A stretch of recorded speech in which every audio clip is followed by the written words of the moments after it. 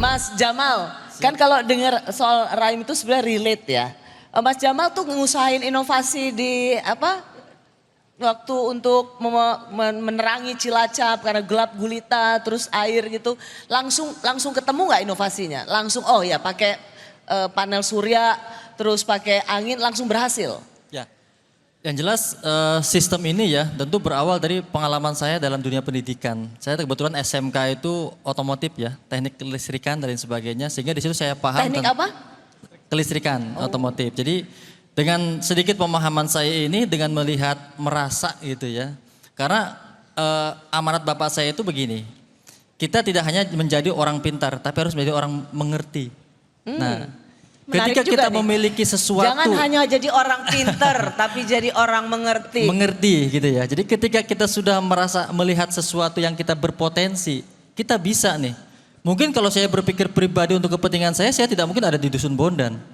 Mungkin saya bisa bekerja di sebuah perusahaan besar di luar negeri atau di mana. Itu yang aku mau tanya sih, kenapa ketika tinggal di daerah berasal dari Dusun Bondan, kenapa nggak pergi merantau aja mencari kehidupan yang lebih baik? Kenapa Mas Bondan Mas Jamal tetap memilih tinggal di desa Bondan? Ya itulah karena rasa dan mengerti ya, bahwa dari mengerti ini perlu kita terapkan dan kita berikan kebermanfaatan kepada orang lain, begitu. Namun jelas dari sesuatu yang kita lakukan bahwa Tuhan itu Allah Subhanahu wa taala tidak akan berdiam diri ya. Sekalipun kita banyak pahit kehidupan yang kita jalani untuk mengabdi kepada masyarakat, tentu di situ juga Tuhan memberikan manfaat bagi kita. Pernah nggak merasa bodoh udah deh capek deh. Karena kan Dusun Bondan bukan desa yang mudah mengakses apapun. Jadi ketika mengusahakan sesuatu dengan keterbatasan pasti dong ada masa di mana udah deh bodoh amat. Terserah deh. Ya. Ada nggak masa itu? Kalau keluh kesah ada, tapi untuk menyerah tidak. Cirinya apa? Karena sampai saat ini saya masih terus melakukan sesuatu terobosan-terobosan yang terbaik untuk kepentingan masyarakat. Ketika saya berpikir berhenti, mungkin saya tidak akan berjalan sejak sekian tahun lamanya sampai hari ini saya berdiri di depan-depan teman-teman semuanya. Wow. Apa biasanya kan pasti teman-teman Kak kata-kata hari ini dong Kak, kan pasti kayak gitu ya. Nah apa yang membuat Mas Jamal itu nggak pernah mau berhenti, nggak mau menyerah dan terus mengupayakan inovasinya? Iya. Sampai bisa membuat Cilacap menyala. Iya, yang jelas kalimat yang selalu saya ingat adalah teruslah memberikan manfaat bagi orang lain. Hanya itu. Iya, manfaat bagi orang lain oke, manfaat buat diri sendiri kan harus dipikirin juga ya. Nggak mikirin manfaat buat diri sendiri? Ya jelas dengan apa yang kita lakukan dalam hal kebaikan itu akan kembali kebaikan kepada diri kita. Maka manfaat itu secara langsung juga akan kembali kepada diri kita.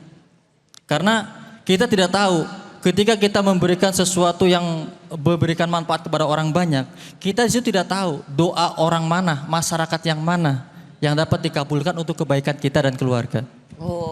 Itu prinsip saya. Bagaimana ini bisa berhasil Mas Jamal? Ya, akhirnya. Tentu dengan sistem ini ya kita masyarakat saya tidak bisa sendirian untuk bisa menciptakan sebuah teknologi yang luar biasa. Tentu kami juga warga masyarakat di sana melakukan sebuah asesmen ya.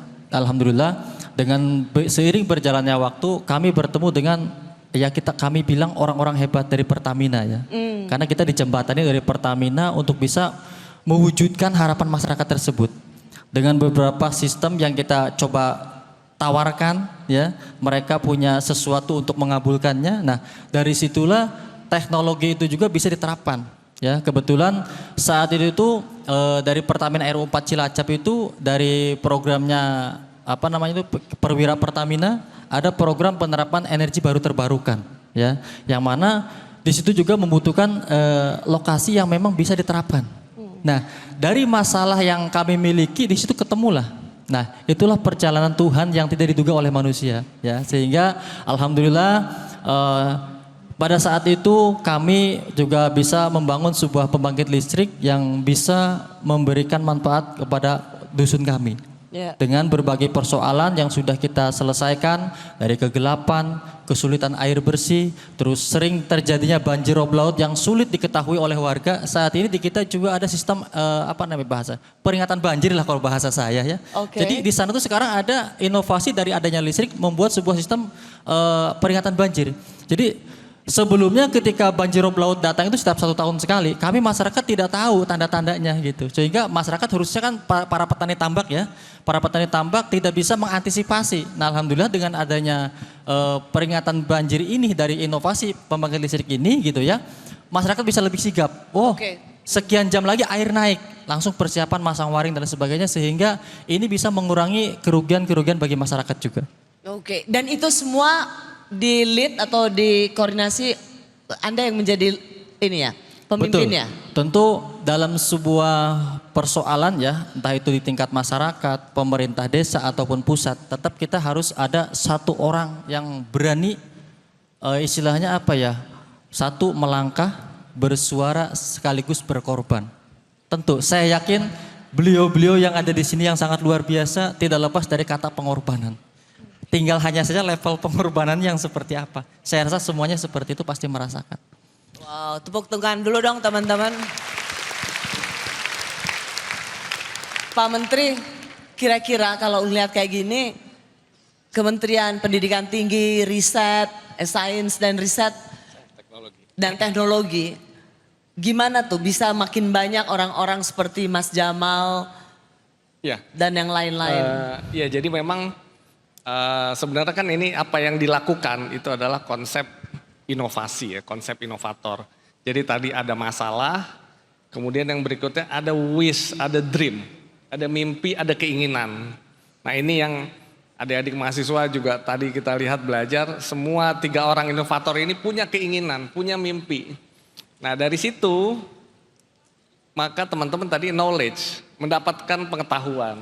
Makanya pengetahuan itu apalagi era sekarang sudah limitless ya, tidak terbatas. Ambil pengetahuan sebanyak-banyaknya. Tadi saya senang banget buku, jadikan buku itu sumber referensi. Nah setelah itu, Mbak Rosi yang juga gak kalah penting setelah ada dream, ada wish. Yang berikutnya adalah ada kerja keras. Kalau yang di dalam buku begitu, grit, persistent, perseverance. Jadi ada kerja keras, ada ketekunan, ada keteguhan. Nah saya yakin ini contoh tadi Bu Ciptaning 8 tahun. Ya. Ya kan Mas Jamal juga berapa tahun? 20 tahun lebih. 20 tahun. Jadi memang gak ada yang instan. Saya yakin juga Raim apalagi Pak Rektor tadi temuan banyak itu pasti butuh waktu. Nah sering para inovator itu nggak sabar. Dia padahal sudah bergerak sedikit, udah mau ketemu tapi dia nggak sabar berubah lagi. Akhirnya nol lagi. Ya, ya, Jadi saya ingat kalau tokoh inovator itu kan salah satunya Thomas Alva Edison ya.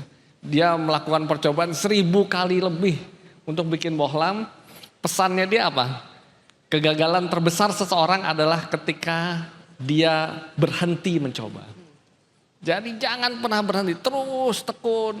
Pasti semua orang-orang sukses itu adalah orang-orang yang